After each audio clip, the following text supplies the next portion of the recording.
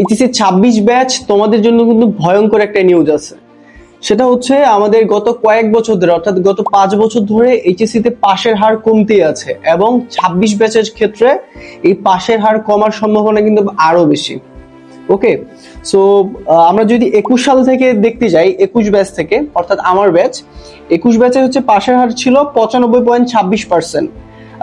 22 ব্যাচের ক্ষেত্রে পাশের হার ছিল 85.95%, এবং 78.64% ছিল হচ্ছে তোমার 23 ব্যাচের ক্ষেত্রে, এবং 24 ব্যাচের ক্ষেত্রে পাশের হার ছিল 77.78%, এবং সর্বশেষ 25 ব্যাচ বিশাল বড় ধরনের একটা ধাক্কা খাইছে, সেটা হচ্ছে 58.83% তাদের পাশের হার। তো এখানে কিন্তু একটা বিশাল বড় পাশের হারের গ্যাপ দেখা যাচ্ছে। সেটা হচ্ছে কথায় আমাদের ব্যাচের সময় ছিল 95.26%, এবং কথায় হচ্ছে যে সর্বশেষ 25 ব্যাচ যাদের পাশের হার হচ্ছে 58.83%, ঠিক আছে, 83%। সো এই যদি হয় পাশের হার, তাহলে তোমরা যারা 26 ব্যাচের শিক্ষার্থী আছো তোমাদের জন্য কিন্তু আরো ভয়ঙ্কর রেজাল্ট হওয়ার সম্ভাবনা আছে, কারণ তোমাদের কিন্তু ফুল সিলেবাস, তোমাদের কিন্তু আমাদের মতো শর্ট সিলেবাস বা তারপরের ব্যাচেরও অনেকগুলো শর্ট সিলেবাস পাইছে, তোমাদের ক্ষেত্রে কিন্তু সেরকম নাই।